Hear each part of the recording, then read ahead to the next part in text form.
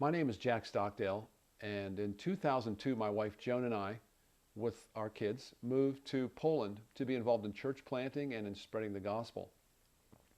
I was raised in a Roman Catholic family, and Poland is probably 95% Roman Catholic. And so when I let my mom know that this is what our plans were, she was baffled. She couldn't understand, especially in light of the fact that the Pope at that time, being Polish, John Paul II, she just couldn't understand why anyone would need to go there, because she envisioned that Poland was probably next to heaven on earth.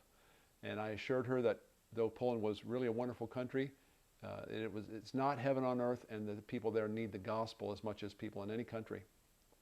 So we moved there in 2002, and over the 10 years that we were there, got to experience a lot of fascinating culture, of course including the Christmas traditions of the Poles. Now, Christianity has been in Poland in some form since the year 966, when the King of Poland married a Czech princess who was Catholic, and in that year he was baptized. So for over 1,000 years, Poles have had some kind of Christian tradition, which of course includes Christmas traditions. Now, for Polish children, an important day is December the 6th. This is the feast day of St. Nicholas, and on that day, the person that Poles refer to as Mikołaj, he visits children and he distributes gifts to them. But without doubt, on the calendar of Polish people and the minds of Poles, the most important day of the year is December the 24th. And what all Poles look forward to is the evening celebration, which they call Vigilia. And in this word Vigilia, we can hear the word vigil. And it's a nighttime celebration in which they commemorate the night that Christ was born. Now, there are a number of traditions that are connected with this Vigilia celebration.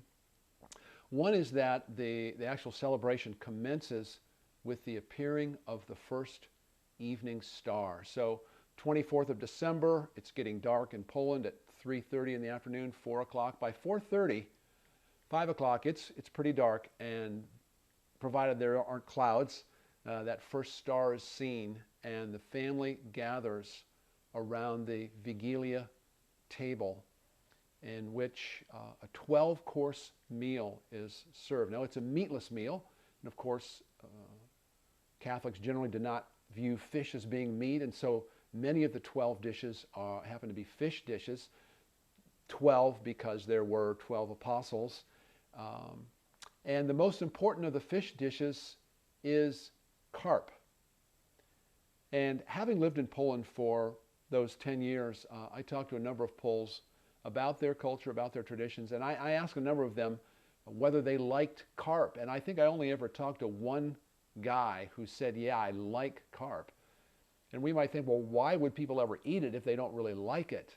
And the answer is simply, this is their tradition. And they believe that suffering is a way to get closer to God. And even many people believe that suffering is the way to earn salvation. And so they figure that they'll go ahead and eat something that they don't even necessarily like, but because carp is sort of a poor man's food, and the Holy Family was a poor family, Jesus was born into a kind of poverty, that this is something that they do to somehow get closer to God. So they have these fish dishes, they eat carp, they will go into the markets the days preceding the 24th of December, and there will be large tanks of live carp swimming around, and the buyer will have the worker dip the net down and pick out 2 or 3 of these big carp, and the buyer will pick the one he wants and he'll take it home. In some cases, he'll put it in the bathtub and let it swim around and then kill it on Christmas Eve. Yeah, this is their tradition. Another tradition is that at the meal, they leave an empty chair and an empty place sitting In the event that a wanderer appears at the door, of course, the Holy Family was without a place, and there was no room for them in the inn, and they found a place in a stable. And so they want to be welcoming to any stranger who just might happen to come by at Vigilia time.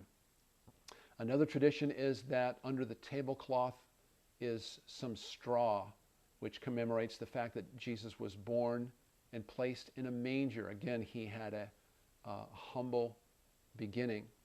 Now, unfortunately, a lot of the folk tradition that goes out into the countrysides and the villages, there are a lot of superstitions and an even kind of a pagan twist to some of these things.